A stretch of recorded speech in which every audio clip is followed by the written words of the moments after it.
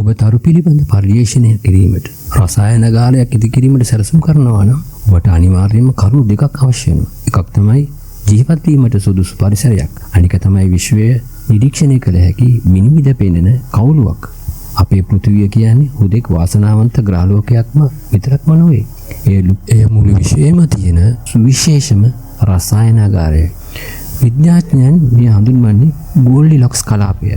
නැත්නම් ගෝල්ඩිලොක්ස් zone කියලා. අප සූර්යාගේ ඉඳලා පීඨා තියෙන්නේ හරියටම නියම දුරින්. ඒ නිසා තමයි ජලය ද්‍රව විදියට පවතින්නේ. ඊට වඩා මදක් හෝ සමීප වුණා නම් අප දැවී යනවා.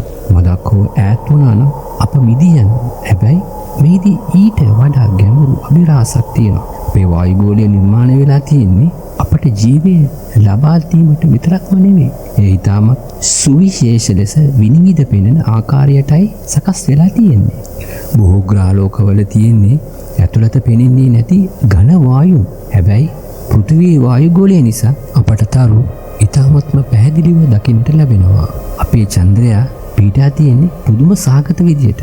හඳේ ප්‍රමාණය සහ දුර කොච්චර නිවැරදිද නම් ඒ නිසයි අපට පරිපූර්ණ සූර්ය ග්‍රහණයක් දකින්න ලැබෙන්නේ. හඳේ ප්‍රමාණය සහ දුර කොච්චර නිවැරදිද කියනවා නම් භෞතික විද්‍යාවේ නියමයන් ඔප්පු කිරීමට අපට උදව් වුණේ ඒ සූර්ය ග්‍රහණයම තමයි. මේ හැම දෙයකින්ම පෙනී යන්නේ මැවුම්කරුට අවශ්‍ය වුණේ අපව ජීවත් කරවීමට විතරක් නෙවෙයි. අප ලවා මෙම විශ්වය නිරීක්ෂණය කිරීමට බවයි. ජීවය පවතින එකම ස්ථානය විශ්වය අධ්‍යයනය කිරීමට ඇති හොඳම ස්ථානයක් පෘථිවිය වීම හුදෙක් අහම්බයක් විය හැකිද? බුද්ධිමත්ව සිතන විට මෙහි පැහැදිලි අරමුණක් ඇති බව වැටහෙනවා. සියලු මැවීම්වල මැවුම්කරු වන අල්ලාහ් තාලා ශුද්ධ වූ අල් කුර්ආනයේ පවසන පරිදි මෙහි රඳවා තියෙන්නේ ආසිය ලියවී ඇති අල්ලාහ්ගේ සංඥා ආයතයන් කියවීමටයි.